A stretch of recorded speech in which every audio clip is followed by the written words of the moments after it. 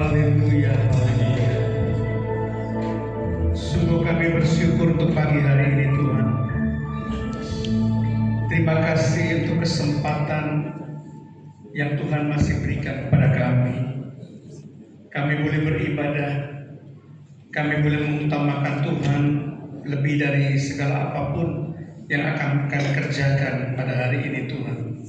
Kami akan mengawali dengan bersekutu dengan Engkau.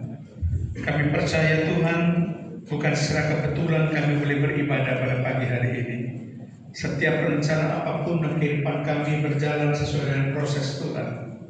Engkau yang membuat kami datang pada hari ini Tuhan, pada pagi hari ini, supaya kami boleh mendengarkan kebenaran firman-Mu.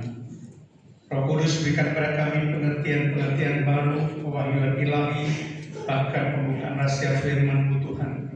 Iblis dan roh jahat yang ingin mengganggu jalannya ibadah, dalam nama Tuhan Yesus Kristus, darah Yesus sudah hancurkan setiap pekerjaan iblis dan roh jahat, kami usir keluar. Dan tempat ini menjadi pemerintahan kerajaan Allah. Engkau yang memegang tampuk tinggi, yang tertinggi, pimpinan di tempat ini Tuhan. Bahkan dalam hati kami Engkau bertahta. Berbicaralah Tuhan, kami siap untuk mendengarkan. Di dalam nama Tuhan Yesus Kristus, ikhlaskan doa kami dan mengucap syukur. Haleluya. Amin. Silakan duduk Bapak Ibu saudara sekalian. Shalom. Puji nama Tuhan. Pada kesempatan pagi hari ini, saya ingin menyampaikan kebenaran firman Tuhan yang saya beri judul Jesus is never late. Artinya Yesus tidak pernah terlambat. Bacaan Alkitab secara lengkap itu diambil dalam Injil Yohanes pasal yang ke-11 ayat 1 sampai 44, tetapi tidak akan saya baca, tetapi kita akan membacanya manakala itu diperlukan, saudara ya. Nah, kita akan melihat dahulu keluarga yang ada di Betania di mana peristiwa ini terjadi, supaya kita paling tidak mengerti konteksnya ya, bagaimana situasi keadaannya. Ya, mungkin next ya, ini tidak bisa, ya terlalu jauh mungkin ya. Ya, Marta, Maria dan Lazarus itu tinggal di Betania. Nah, kalau kita lihat di peta Alkitab, Betania itu terletak di dekat Yerusalem, kira-kira 2 mil jauhnya. Nah, 2 mil itu sekitar 2,7 sampai 3 km, saudara ya. Antara 2,7 sampai 3 km itu adalah 2 mil. Ada sebagian buku mengatakan 2,7 km, ada buku yang mengatakan 3 km ya. Jadi memang itu sekitar 2,7 sampai 3 km. Itu kita lihat di Yohanes 11 ayat 18 ya, next. Yang mengikuti saja ya. Betania terletak dekat Yerusalem, kira-kira 2 mil jauhnya. Jadi memang ini jarak ini sudah tertulis dengan jelas di Alkitab supaya kita tahu bagaimana jarak antara Betania dengan Yerusalem. Kenapa Yesus sampai berjalan terlambat 4 hari misalnya? Itu bisa dilihat karena jaraknya dan bagaimana Yesus sengaja. Kalau tidak sengaja mungkin tidak mungkin 4 hari ya, terlambat tidak mungkin saudara ya. Tapi memang Yesus sengaja untuk memperlambat diri ya. Karena kita tahu 3 km kan tidak terlalu jauh saudara ya. Tapi kita harus tahu konteksnya dulu supaya kita tahu bahwa memang Yesus sengaja. Memang buat situasi di mana dia terlambat. Bukan karena jaraknya jauh, karena ada orang katakan jaraknya jauh. Enggak, saudara ya. Jaraknya tidak terlalu jauh, cuma 3 km, tapi memang Yesus sengaja memang membuat situasi seperti itu, gitu ya. Coba kita baca Yohanes 11 ayat yang pertama. Di situ dikatakan ada seorang, ya mungkin mengikuti ya teman-teman. Yohanes 11 ayat pertama, ada seorang yang sedang sakit, namanya Lazarus. Ia tinggal di Betania, kampung Maria dan adiknya Marta. Nah, saudara perhatikan baik-baik, dalam Alkitab terjemahan baru itu dipakai istilah adiknya, ya, adiknya. Sedangkan kalau kita baca terjemahan lama dipakai istilah saudaranya. Jadi kalau saudaranya itu bisa adik, bisa kakak, saudara ya. Tapi terjemahan baru satu-satunya saya lihat terjemahan baru itu pakai adiknya. Sedangkan di Alkitab bahasa Inggris pun tidak dipakai adik, saudara. Di King James Version, di NIV, New International Version, dan New American Standard Bible itu pakai her sister, saudaranya, saudara perempuannya, gitu ya. Kalau dilihat dari bahasa Yunaninya, adelphe, dari kata dasar adelphe juga sama, itu a sister juga artinya.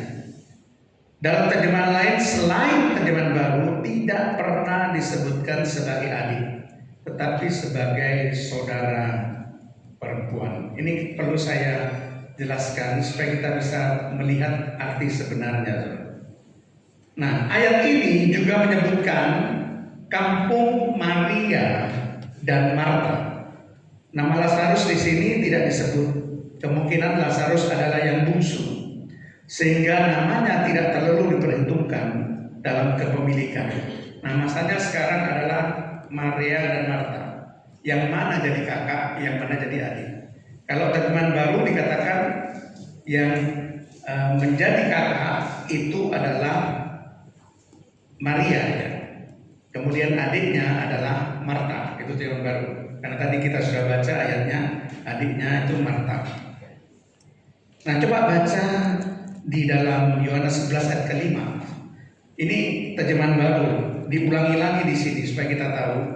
Yesus memang mengasihi Marta dan kakaknya. Jadi kakaknya ini tentu tidak disebutkan di sini, itu Maria maksudnya kan, dan Lazarus. Jadi menurut ayat ini juga sama, dijelaskan bahwa Yesus mengasihi Marta dan Maria kakaknya. Jadi Maria lebih tua dari Marta. Jadi pokoknya terjemahan baru baik di Yohanes 11 ayat yang kelima maupun Yohanes 11 ayat yang pertama, Maria lebih tua daripada Marta. Ya, karena dipakai juga istilah kakaknya. Ternyata di terjemahan lainnya juga di terjemahan lama dikatakan saudara perempuan. Lalu King James, NIV, her sister. Yunani juga sama, adelphen. Dari kata adelphe, a sister juga sama. Cuma terjemahan baru yang pakai kakak. Tadi terjemahan baru yang pakai adik. Oke. Nah, sekarang kita lihat pandangan yang benar itu seperti apa. Nah, pandangan tradisi itu lebih mempercayai urutan dari tertua sampai termuda itu adalah Marta yang paling tua, bukan Maria yang paling tua. Marta, kemudian Maria, kemudian Lazarus. Karena dari bahasa asli Yunaninya memang tidak disebutkan Maria itu adalah kakak daripada Marta atau Marta adik daripada Maria, tetapi cuma saudara perempuan, a sister. Ya. Sedangkan pada tradisi gereja itu memang Marta itu lebih tua daripada Maria dan Lazarus itu kemungkinan yang paling bungsu. Nah, coba kita lihat dari mana konsep teologi yang menyebutkan Marta itu lebih tua daripada Maria. Lukas 10 ayat 38, coba baca.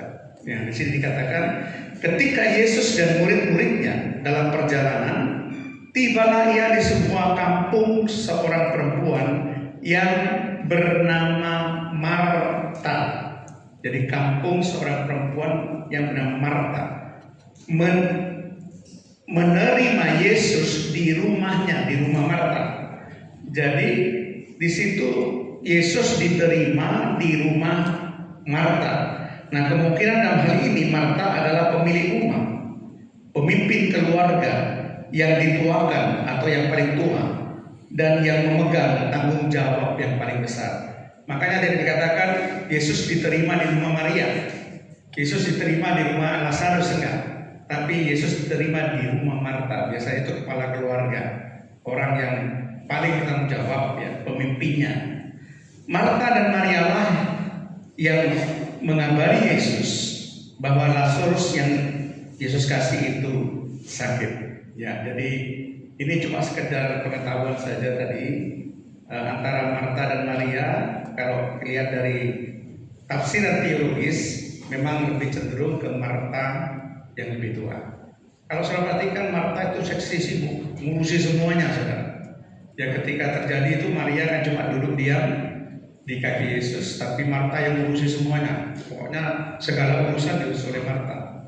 Jadi dia memang lebih cenderung sebagai kepala yang dituakan, pemimpin dari keluarga itu. Ya itu pandangan tradisi saja. Nah sekarang yang mengabari Yesus sendiri adalah Maria dan Marta. Coba Yohanes 11 ayat yang ketiga. Kita lihat latar belakangnya dulu ya. Yohanes 11 ayat 3 dikatakan, dan Lazarus yang sakit itu adalah saudaranya.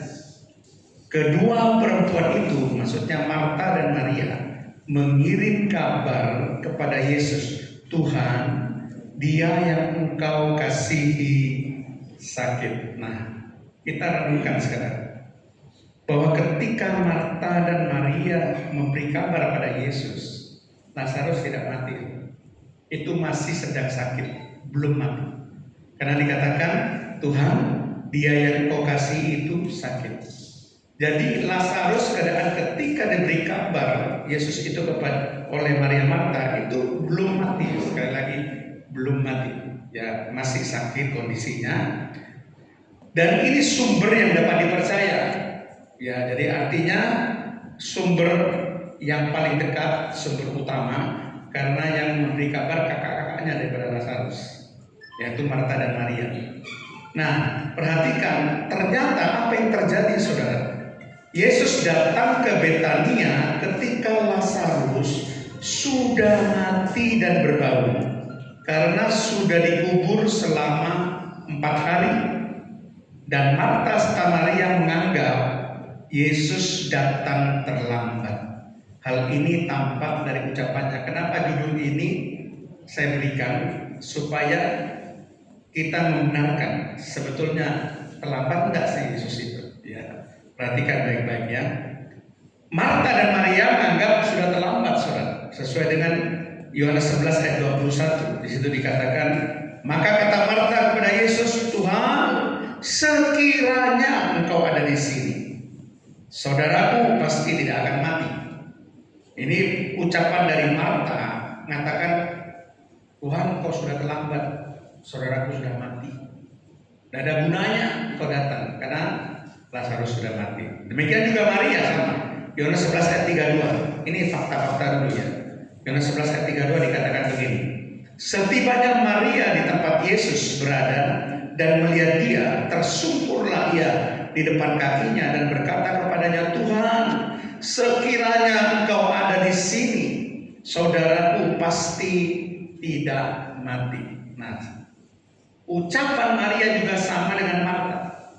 Kalau engkau di sini, Lazarus tidak akan mati. Berarti engkau sudah terlambat Tuhan, karena saudaraku sudah mati.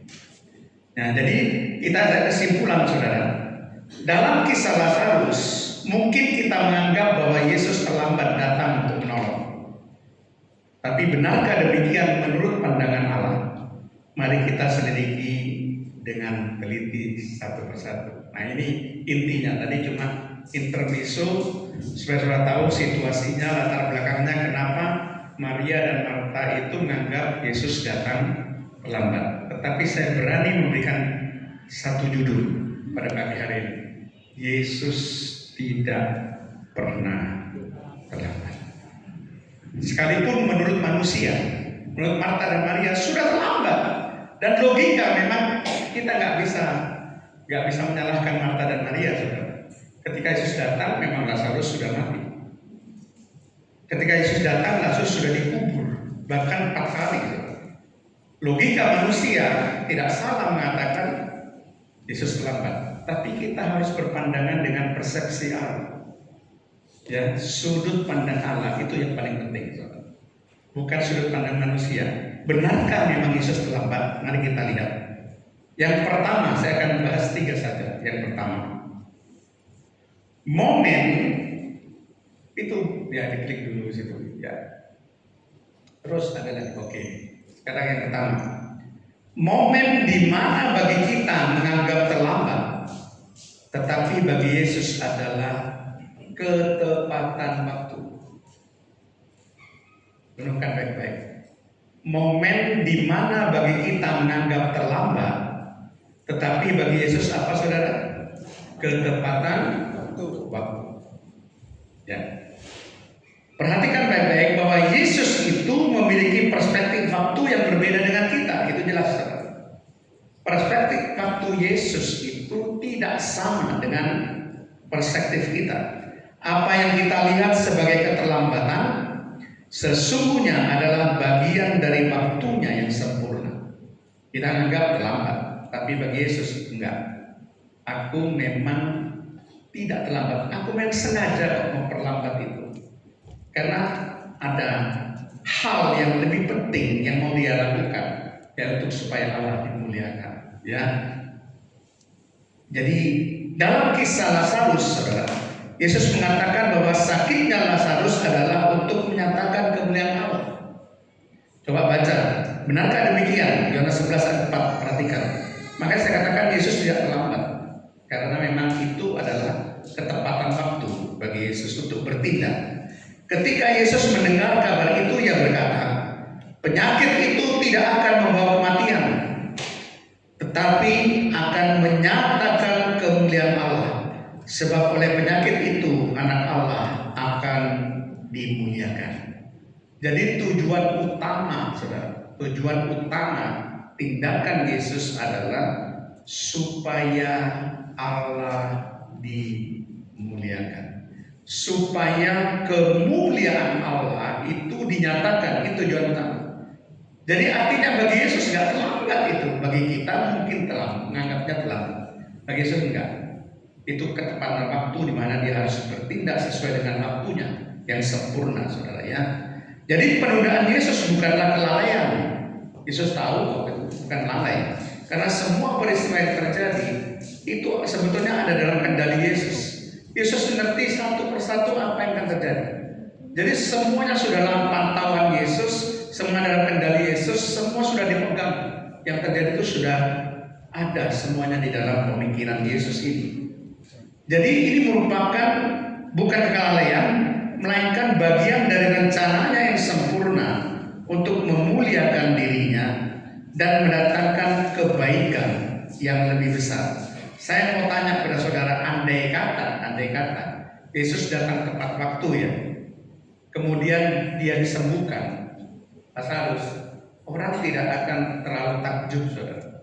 Oh biasa, orang sakit juga akan sembuh.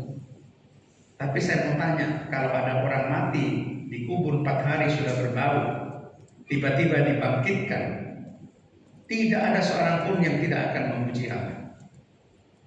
Tidak ada seorang pun yang tidak akan memuliakan Allah.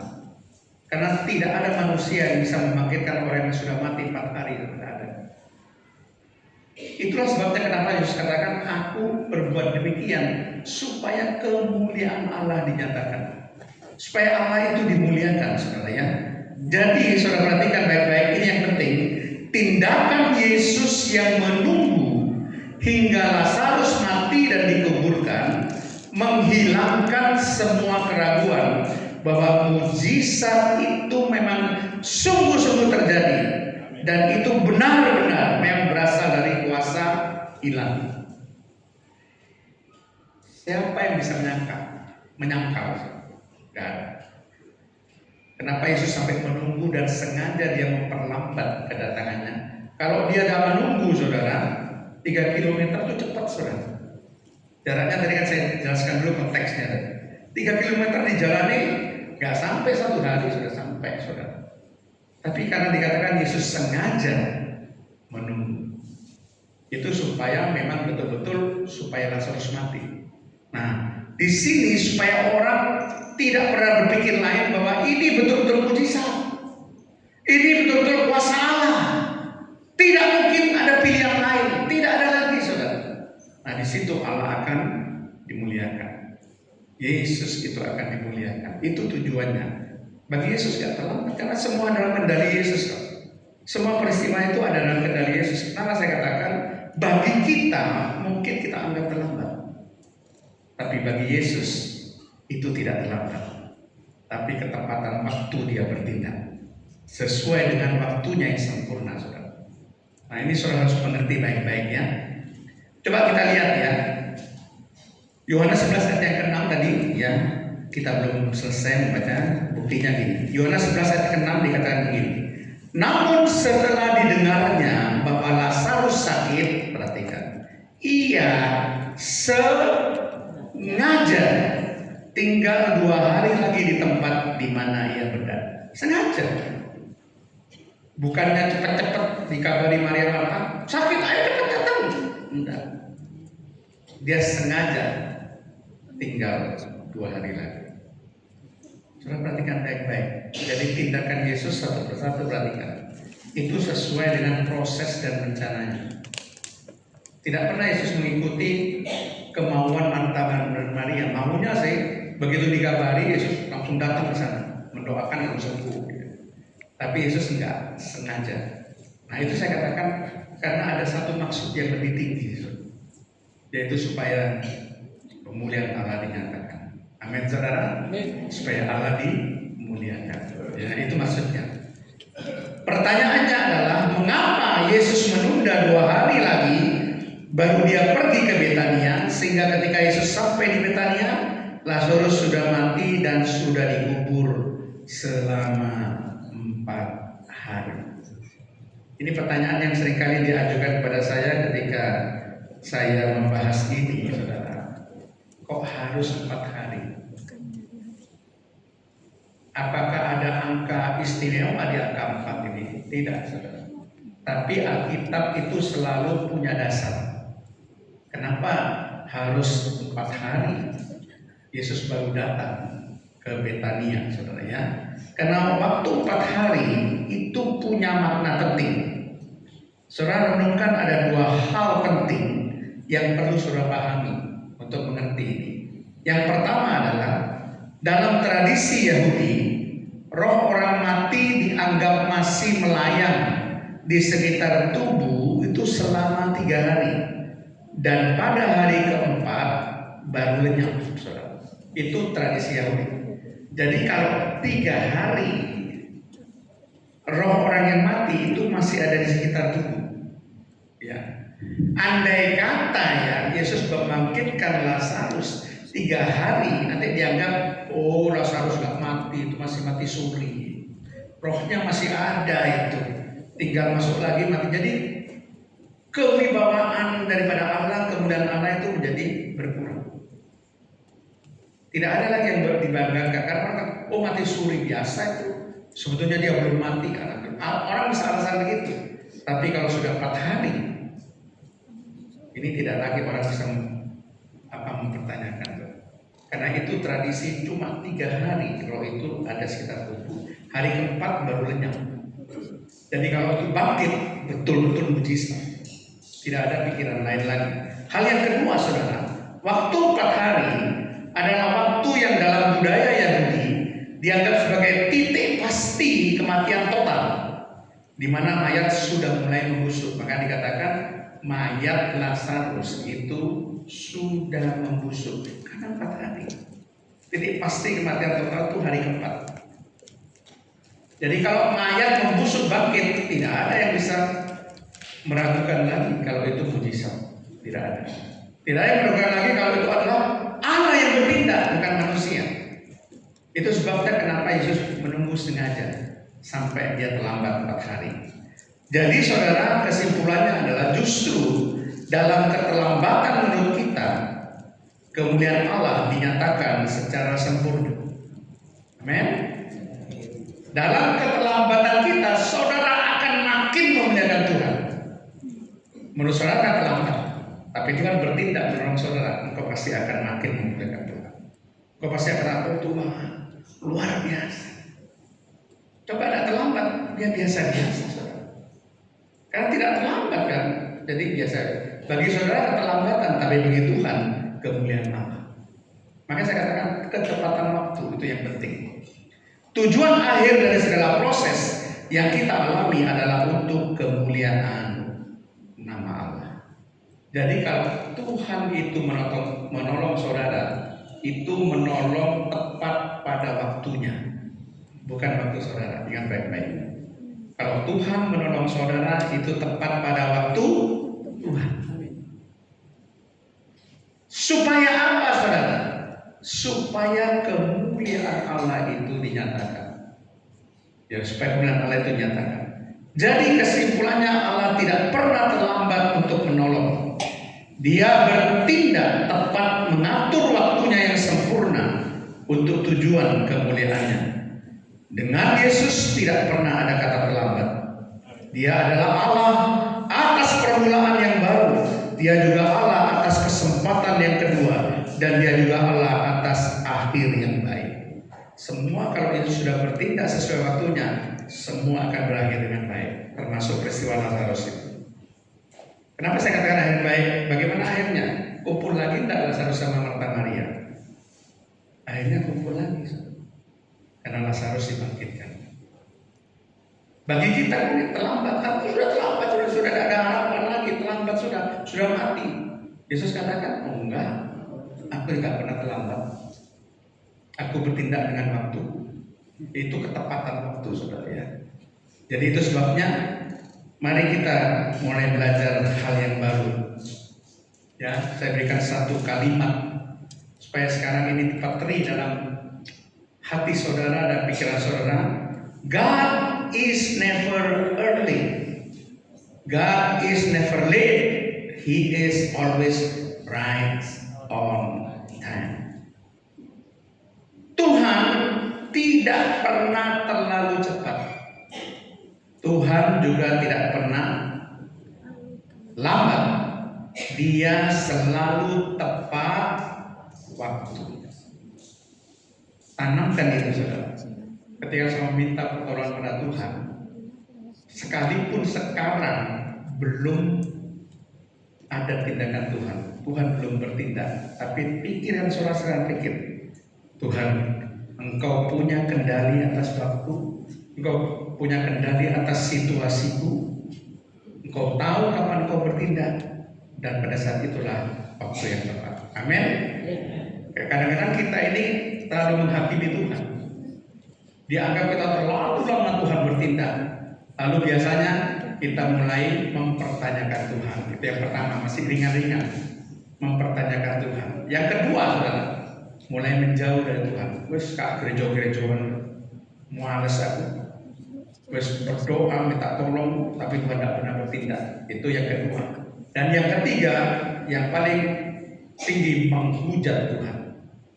Karena Tuhan tidak turun bertindak. Itu yang seringkali kita lakukan. Tapi mari pagi hari ini kita rubah pikiran kita. Cobalah berpikir menurut persepsi Tuhan. Amin.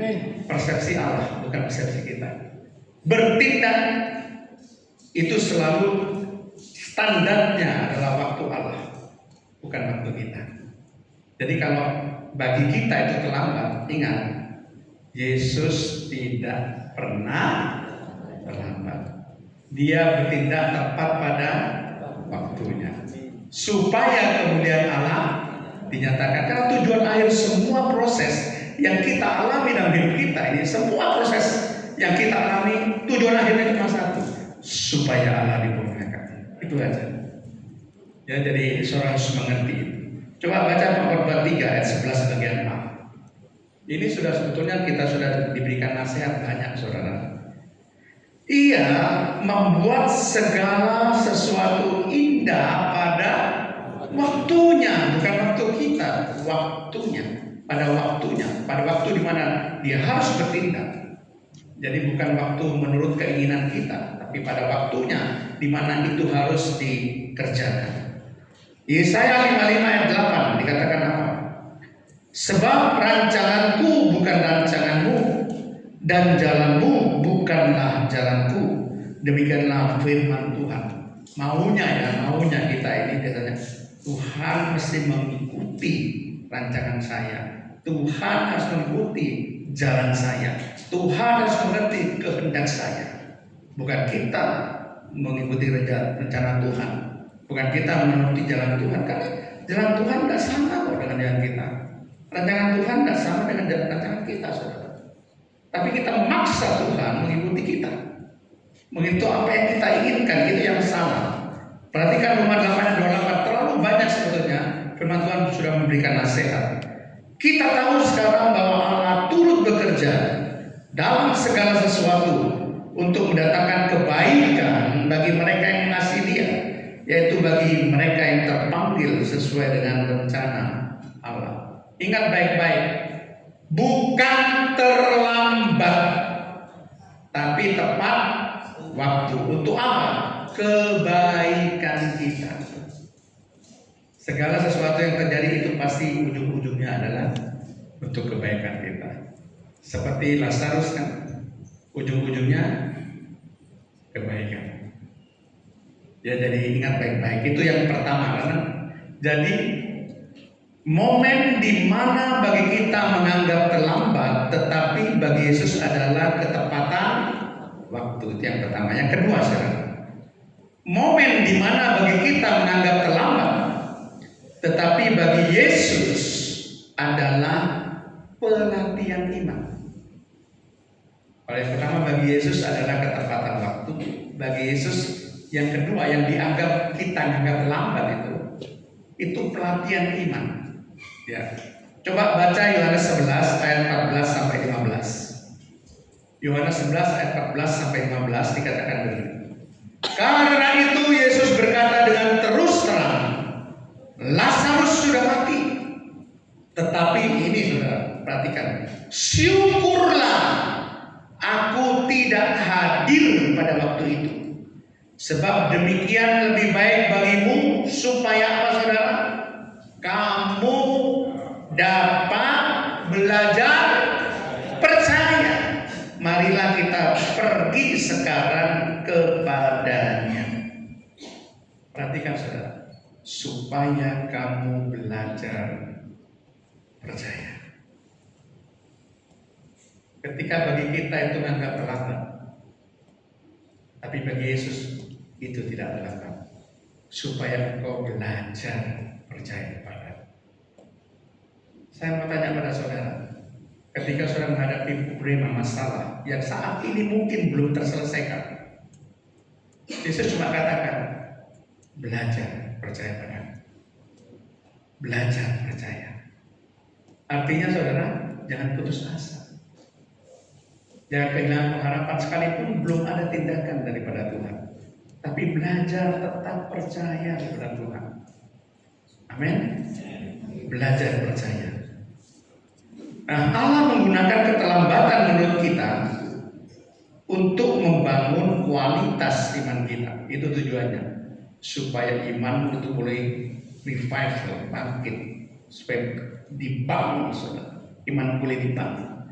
Kata percaya di sini bukanlah perasaan, melainkan suatu keyakinan kokoh yang dihasilkan melalui proses. Allah membiarkan kita sampai pada titik di mana kita kehabisan akal, agar kita belajar sepenuhnya untuk bergantung kepadanya. Jadi ingat baik-baik saudara, sebetulnya masa keterlambatan menurut kita itu adalah sekolah iman bagi kita.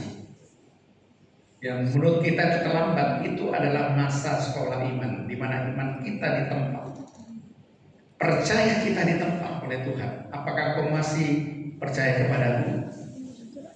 Karena banyak orang yang sudah tidak percaya lagi.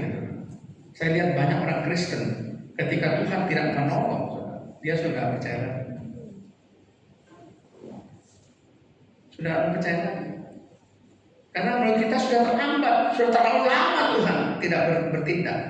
Tapi Tuhan katakan, apapun situasi yang kau ada, mungkin bagi kau itu terlambat, tapi Tuhan katakan, tetaplah belajar percaya kepada. Tetap percaya pada Tuhan, saudara. Sekalipun mungkin fakta di depan mata itu sepertinya bertentangan dengan pikiran seperti Lazarus ini. Tapi Tuhan katakan supaya engkau belajar percaya pada. Amin, saudara. Tetap percaya pada Tuhan ya, Dia pasti akan berikan yang terbaik. Di mana sekolah iman, sebab di mana saat itulah iman kita dilatih, ditempa dan dibangun melalui peristiwa yang terjadi. Jadi saudara, pertanyaannya adalah bagaimana kita harus bersikap saat kita merasa pertolongan Allah datang terlambat? Kisah Lazarus ini mengajarkan kepada kita untuk tetap berharap percaya kepada Allah apapun yang terjadi. Saya tidak mengerti saudara, tetapi saya tergerak pagi hari ini. Mungkin di antara kita ada yang sudah menunggu terlalu lama pertolongan Tuhan, menganggap masalah saudara terlalu berat, tidak dapat diatasi. Mungkin saudara-saudara menganggap ini sangat berat dilewati, tapi Tuhan berseru dengan perkataan yang sama. Belajar percaya kepada-Nya. Belajar percaya kepada Yesus. Yesus tidak akan memberikan hal yang buruk, tadi dikatakan hal yang mendatangkan kebaikan. Amin saudara. Amin. Jadi tidak pernah ada kata terlambat ya. Yohanes 11 ayat 40 coba kita baca. Jawab Yesus, bukankah sudah kukatakan kepadamu, jika engkau percaya, engkau akan melihat kemuliaan Allah. Perhatikan baik-baik. Kalau engkau percaya, tetap percaya apapun yang terjadi, apapun situasinya, engkau akan melihat kemuliaan Allah dinyatakan atas dirimu. Yohanes 11 ayat 42. Yohanes 11 ayat 42. Aku tahu bahwa engkau selalu mendengarkan aku, tetapi oleh karena orang banyak yang berdiri di sini mengelilingi aku mengatakannya supaya mereka percaya bahwa engkaulah yang telah mengutus aku. Supaya mereka percaya pada Yesus. Yesus yang datang diutus oleh Bapa. Bagaimana caranya? Ya memang menggunakan keterlambatan menurut kita, yang bagi kita menganggap terlambat itu. Supaya mereka belajar percaya, tetap menaruh harapan pada Tuhan.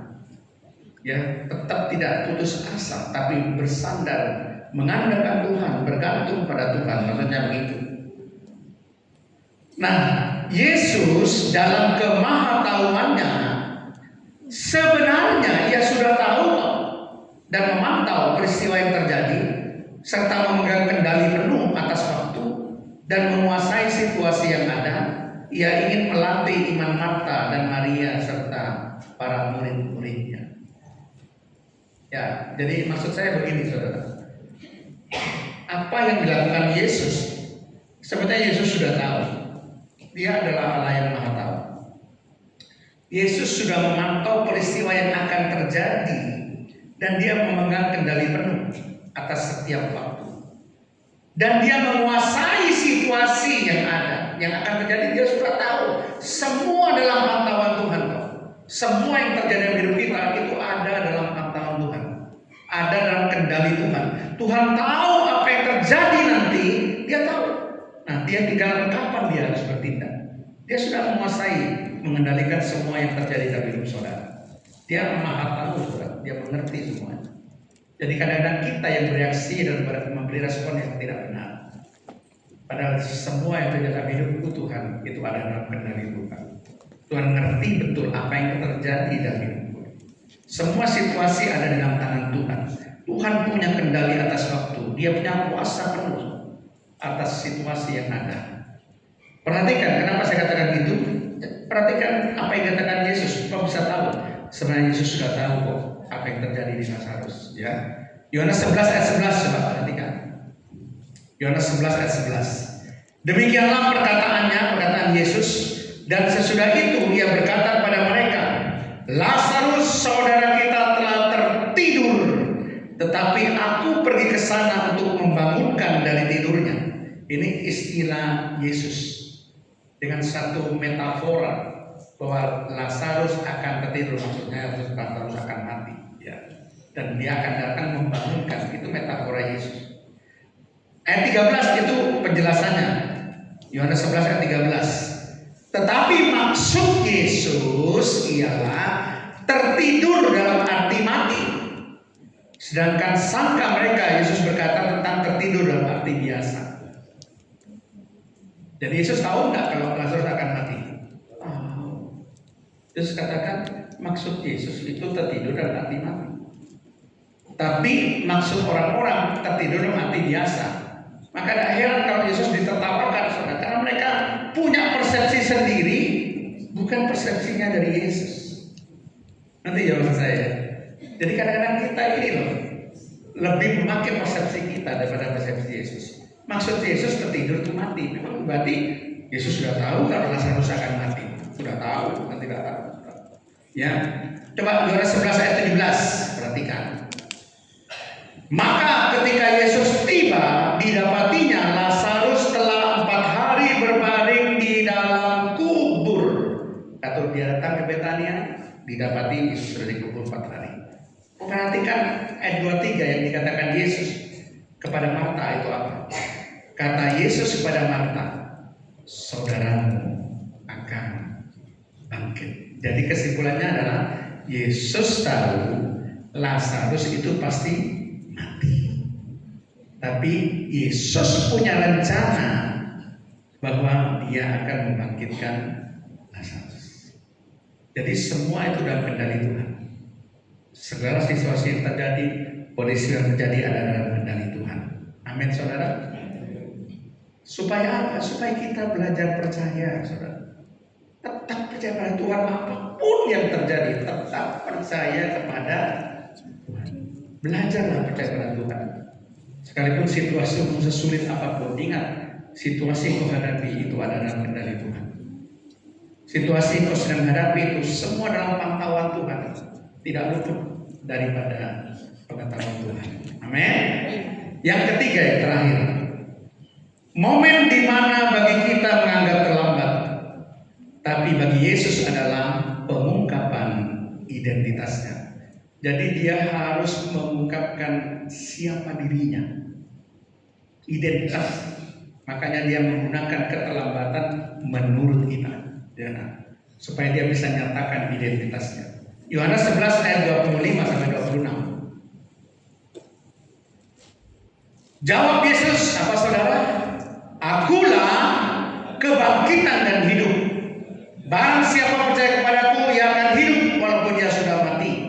Dan setiap orang yang hidup dan yang percaya kepadaku tidak akan mati selama-lamanya. Percayakah engkau akan hal ini? Perhatikan identitas yang ditampilkan Yesus dalam peristiwa Lazarus adalah akulah kebangkitan dan hidup.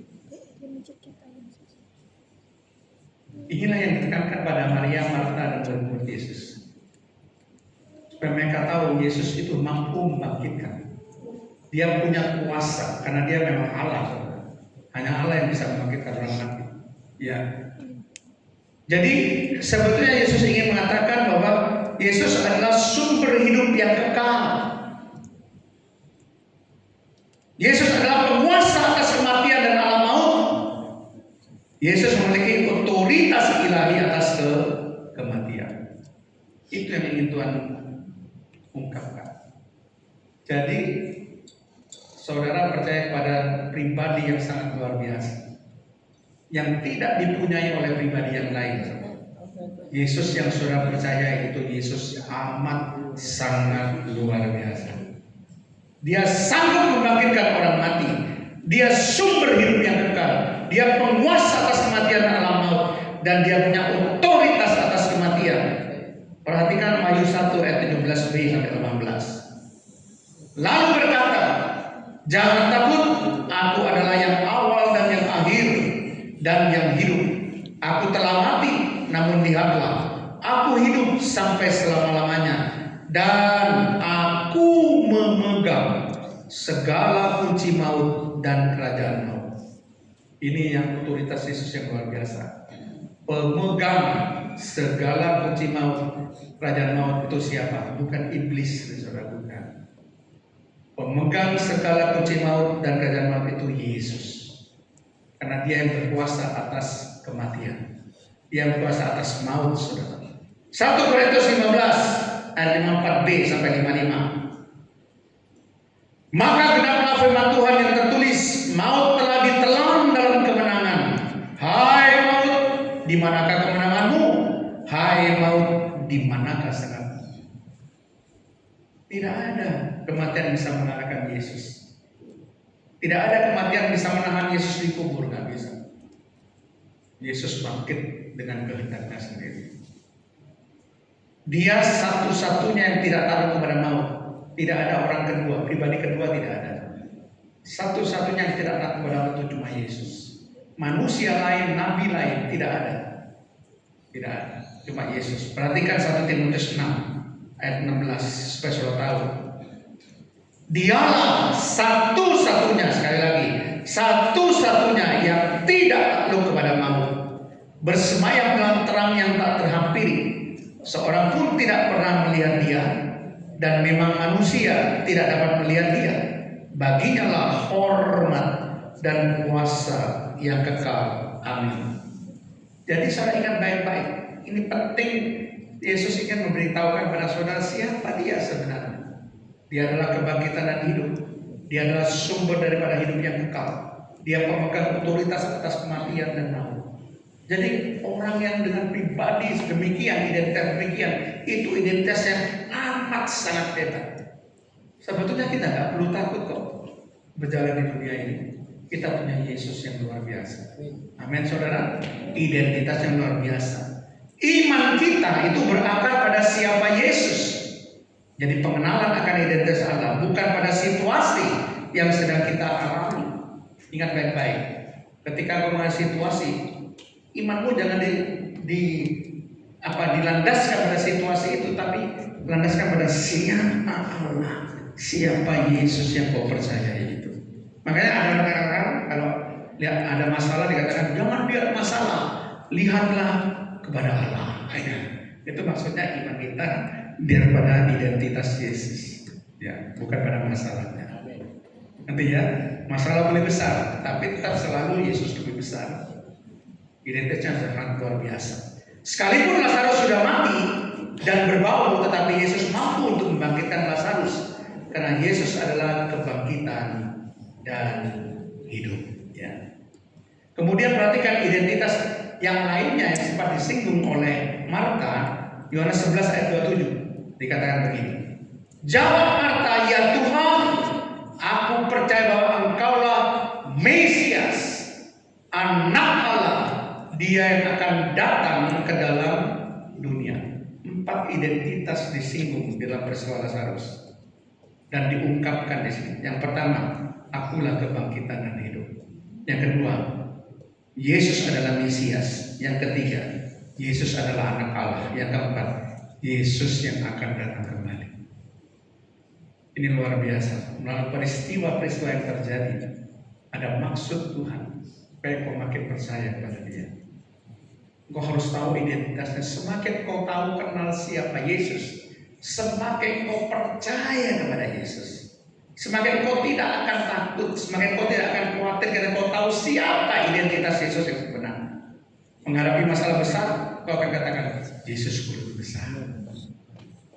Yang sulit dan bahkan mustahil, Yesusku sanggup melakukan yang mustahil sekalipun. Identitas Yesus itu harus kau perkuat, dan kau tidak pernah takut menghadapi masalah apapun, saudara ya. Dan memang faktanya Yesus akhirnya membangkitkan Lazarus, biarpun dia sudah mati 4 hari dan berbau.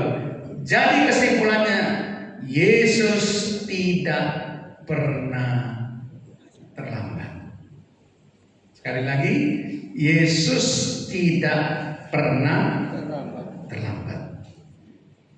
Perhatikan ada 2 ayat yang saya bacakan tentang mengenai peristiwa bagaimana itu berakhir dengan bahagia.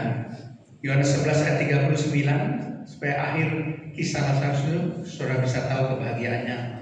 Kata Yesus, angkat batu itu. Marta, saudara orang yang meninggal itu berkata kepadanya, Tuhan, ia sudah berbau, sebab sudah 4 hari ia bangkit. Coba ayat 43 sampai 44 sebagai ayat terakhir yang kita baca. Dan sesudah berkata demikian, berserulah Yesus dengan suara keras, Lazarus, marilah keluar. Orang yang telah mati itu datang keluar, kaki dan tangannya masih terikat dan kain kapan dan mukanya tertutup dengan kain peluh. Kata Yesus kepada mereka, bukalah kain-kain itu dan biarkan ia pergi. Ending story-nya, kebahagiaan keluarga Betania. Marta Maria berkumpul kembali dengan Lazarus. Perhatikan persoalannya apa? Lazarus sakit dan mati. Endingnya Lazarus kembali segar bugar, persis sedia kala. Jadi kesimpulannya, Yesus tidak pernah terlambat. Amin. Sekali lagi, Yesus tidak pernah terlambat. Jadi saudara, kalau saudara menghadapi masalah apapun, saya kurang tahu ya. Setiap orang pasti punya masalah. Ingat baik-baik pelajaran pada pagi hari ini.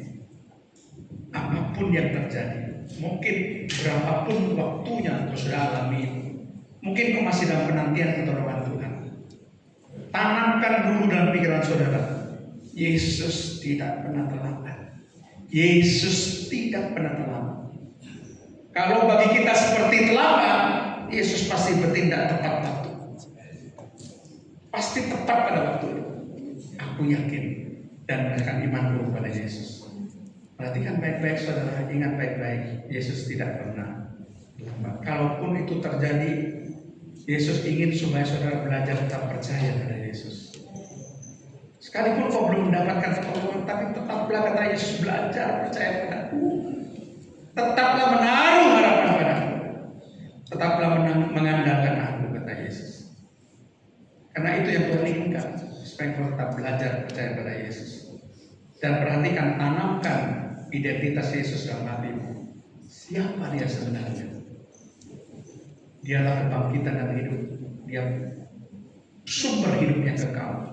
Dia penguasa, punya otoritas kedaulatan atas kematian dan maut. Dia adalah raja di atas segala raja. Dia adalah Tuhan di atas segala Tuhan. Dia adalah Allah di atas segala Allah. Dia adalah nama di atas segala nama. Bahkan dikatakan di bumi ini tidak ada satu nama pun yang lebih besar daripada nama Yesus. Setiap lutut bertelut dan setiap lidah mengaku Yesus adalah Tuhan. Amin. Kau pegang identitas Yesus itu bukan pribadi manusia biasa. Dia adalah pribadi yang sangat luar biasa. Mari kita nyanyikan lagu Percaya sebelum kita masuk ke jamuan suci. Mungkin kau tidak mengerti, tapi tetaplah percaya. Tuhan akan belajarlah percaya kepadaku. Percaya di saat ku tak mengerti. Percaya di saat ku tak melihat. Percaya, ku percaya kasih-Mu serta-Ku. Percaya berkat-Mu ada bagiku. Percaya tangan-Mu tak lepaskanku. Percaya, ku percaya kasih-Mu serta-Ku. Percaya, ku percaya firman-Mu yang terjadi lampaui segala pikiran. Percaya padamu. Percaya, ku percaya firman-Mu yang amin lampaui segala masalah. Percaya padamu. Saudara, lagu ini sungguh tepat ketika kau merasa tidak mengerti akan situasi yang terjadi. Yesus cuma mengatakan pada saudara, percaya saja. Belajar percaya kepadaku. Di saat engkau tidak melihat bagaimana pertolongan Tuhan itu dinyatakan, lalu dikatakan percaya saja. Tetap percaya saja. Karena kasih Yesus itu tetap berlimpah atas saudara. Percaya bahwa tangannya tidak akan melepaskan saudara. Percaya bahwa firman-Nya itu pasti terjadi. Percaya bahwa apapun yang dilakukan Tuhan itu melampaui segala pikiran saudara. Percaya bahwa firman-Nya adalah ya dan amin adanya. Segala apapun tindakan Tuhan itu melampaui segala masalah saudara. Dia lebih besar dari masalah. Dia sanggup untuk menolong masalah. Percaya di saat ku tak mengerti, percaya di saat ku tak melihat, percaya, ku percaya kasih-Mu serta-Mu,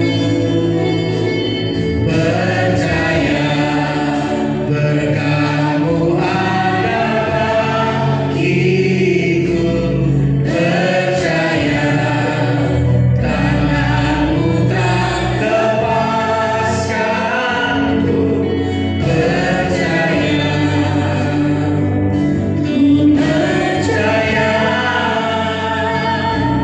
kasih-Mu serta-Mu, percaya, percaya firman-Mu yang terjadi, amin Tuhan, lampaui segala pikiranku, percaya padamu, percaya, ku percaya firman-Mu yang amin,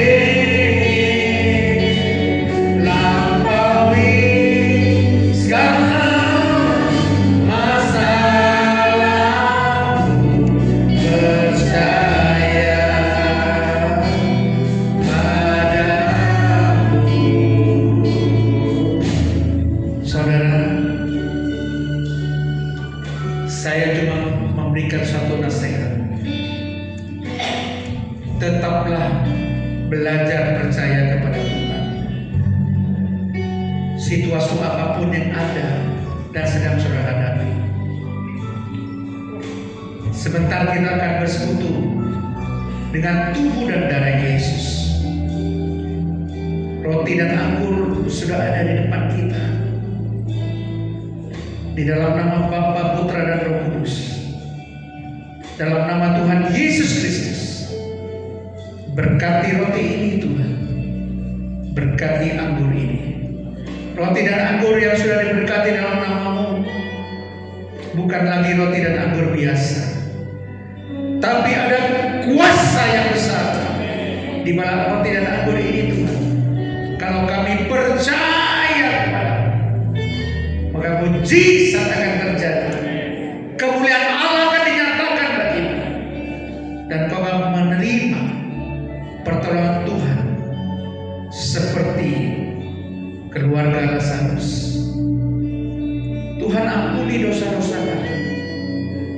Mungkin kami sudah berdosa, baik di dalam pikiran kami, baik di dalam hati kami, baik dalam perkataan kami dan perbuatan kami dan penglihatan kami. Tuhan, segala dosa-dosa kami yang merah seperti kirmisi, dalam nama Tuhan Yesus, darah Yesus memutihkan seperti salju.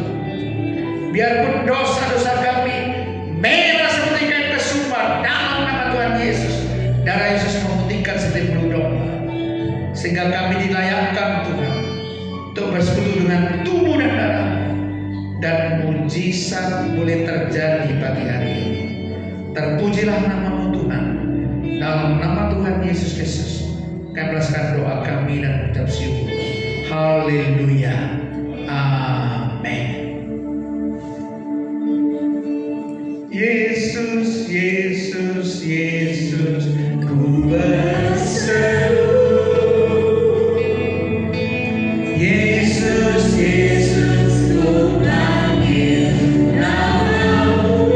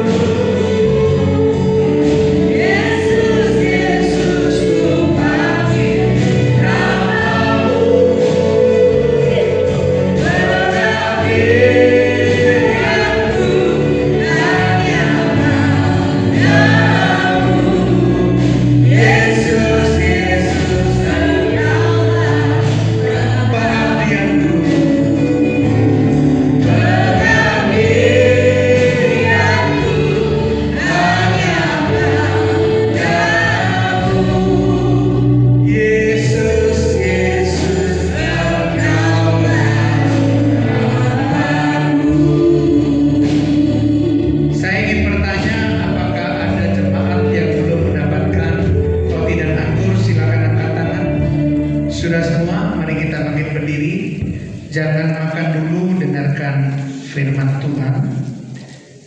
Sebab setiap kali kamu makan roti ini dan minum cawan ini, kamu memberitakan kematian Tuhan sampai Ia datang. Jadi barang siapa dengan cara yang tidak layak makan roti atau minum cawan Tuhan, ia berdosa terhadap tubuh dan darah Tuhan. Karena itu hendaklah tiap-tiap orang menguji dirinya sendiri, dan baru sesudah itu ia makan roti dan minum dari cawan itu. Karena barang siapa makan dan minum tanpa mengakui tubuh Tuhan, ia mendatangkan hukuman atas dirinya. Sebab itu banyak di antara kamu yang lemah dan sakit, dan tidak sedikit yang meninggal. Kalau kita menguji diri kita sendiri, hukuman tidak menimpa kita. Firman Tuhan jelas mengatakan, ketika kita mengadakan perjamuan suci ini, kita akan terima berkat Tuhan atau hukuman. Kalau saudara tidak menghormati tubuh dan darah Yesus, bukan berkat Tuhan yang saudara terima, tapi hukuman yang saudara terima. Sehingga banyak di antara saudara yang lemah dan sakit, dan tidak sedikit yang meninggal karena tidak menghormati tubuh dan darah Tuhan. Kita sudah menyelidiki diri kita. Kita sudah memuji diri kita sendiri. Kita sudah memohon ampun atas dosa-dosa kita, supaya kita dilayakkan untuk bersekutu dengan tubuh dan darah Tuhan. Yakinlah sekarang kau layak untuk bersekutu dengan tubuh dan darah Yesus. Dan yang akan kau terima itu bukan hukuman, tapi berkat Tuhan. Mari angkat roti dengan tangan kanan ke atas. Dan sesudah itu ia mengucap syukur atasnya. Ia memecah-pecahkannya dan berkata, inilah tubuhku yang diserahkan bagi kamu. Perbuatlah ini menjadi peringatan akan aku. Bukankah roti yang dipecah-pecahkan ada persoalan dengan tubuh Yesus? Haleluya. Mari kita makan dengan iman dalam nama Tuhan Yesus Kristus.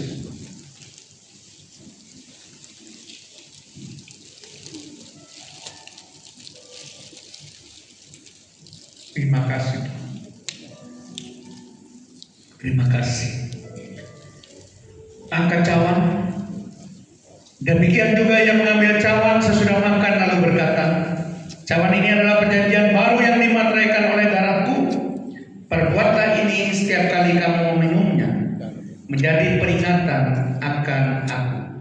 Bukankah cawan pengucapan syukur yang atasnya kita ucapkan syukur ada persetujuan dengan darah Yesus? Haleluya. Mari kita minum dengan iman dalam nama Tuhan Yesus Kristus.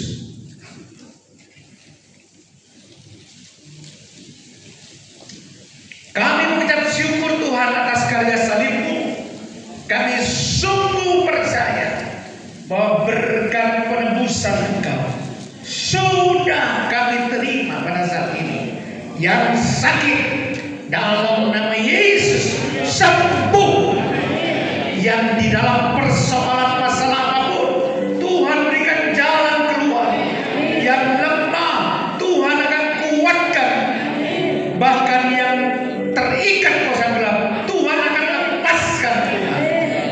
Mereka yang susah Tuhan akan berikan sukacita Tuhan. Bahkan yang berdosa Tuhan sudah ampuni. Yang hidup di bawah kutuk sehingga hidupnya terus menderita, Tuhan ubahkan hidupnya berkat Tuhan yang berkelimpahan. Engkau adalah Yehova Yireh, Allah yang sanggup mencukupi, sanggup mengadakan. Engkau Allah yang sanggup memelihara segala kebutuhan kami Tuhan. Terpujilah nama-Mu Tuhan. Kami terima segala karya salib-Mu dan berkat salib-Mu itu di dalam nama Tuhan Yesus Kristus. Haleluya. Amin.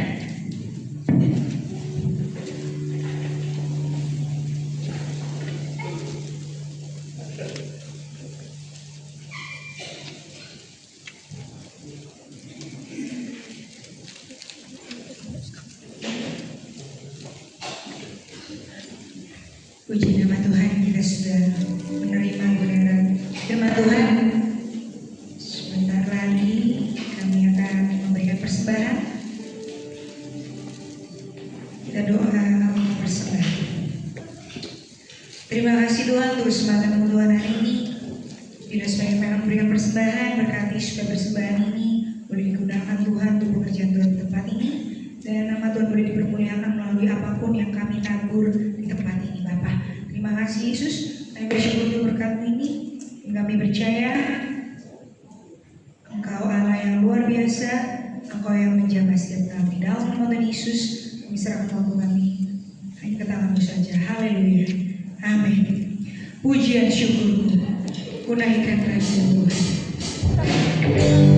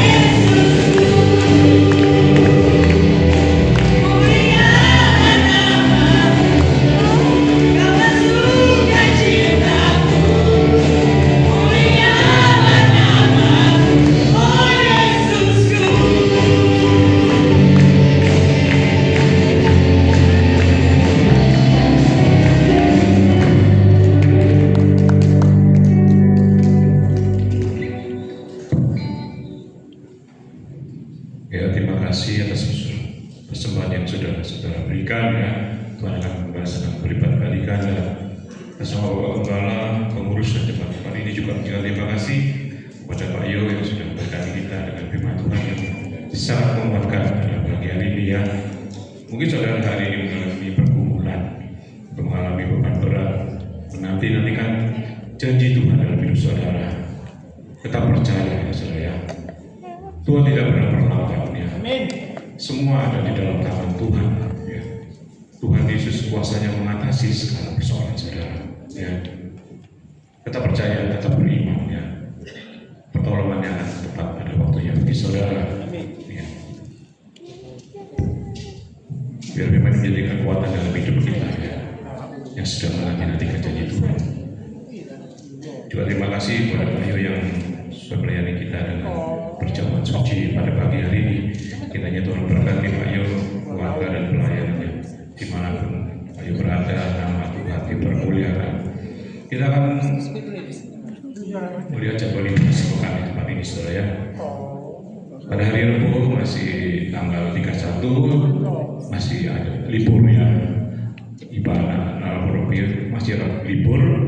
Akan ada lagi tanggal 7 Januari ibadah Rabu tanggal 7 Januari dimulai dengan perjamuan kasih. Hari Kamis doa malam juga diliburkan sekali karena bertepatan dengan tahun baru ya, tanggal 1. Jadi minggu depannya baru dimulai tanggal 8 ya. Sabtu ada doa pagi tetap ya, jam 5 pagi dimulai. Lalu sorenya ada ibadah dewasa muda jam 5 sore. Dan ibadah dewasa muda akan dilayani oleh saudari Sinta Asir. Gak ada fotonya ya. Sinta Asir ya. Lalu pada hari Minggu tetap ada ibadah raya di tempat ini ya, akan dilayani oleh Bapak Gembala sendiri disertai dengan perjamuan kasih ya. Minggu depan ada perjamuan kasih.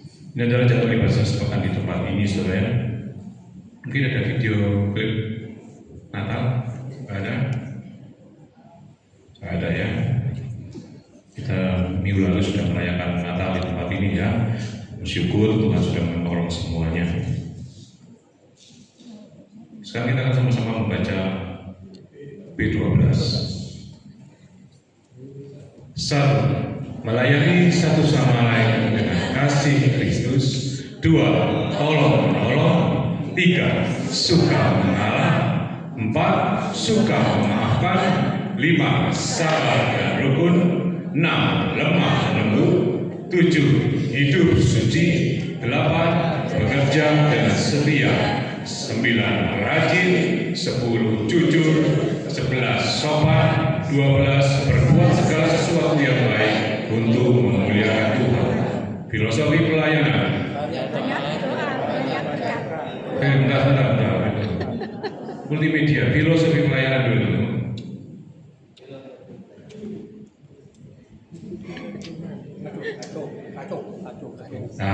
hidup dengan iman, bekerja menurut panggilan. Filosofi doa, banyak berkah, kurang doa, kurang berkah, tidak berdoa, tidak ada berkah. Rahasia hidup dalam berkat Tuhan. Berilah hati untuk Tuhan, pikiran untuk Tuhan, waktu untuk Tuhan, maka akan terjadi. Percayalah, pasti dapat. Selanjutnya kita akan panggilkan saudara-saudari kita yang berulang tahun pada bulan Desember. Nanti langsung maju ke depan ya. Orang bicara belum susah ya. Biar waktu maju merasa sanggup. Tanggal 3 Desember, Muime Onikervanti. Waduh, maaf kalau ada penyebutan yang salah ya. Lalu pada tanggal 7 Desember, Saudara Teguh Hermawanto. Ishak Teguh tolong dipanggil. Tanggal 8 Desember, wah ini Bapak kita ya, Bapak Yohanes Johari, Bapak Pendeta Muda Yohanes Johari. Tanggal 8 Desember juga Bapak Max Lumingkuas. Pak Max silakan maju.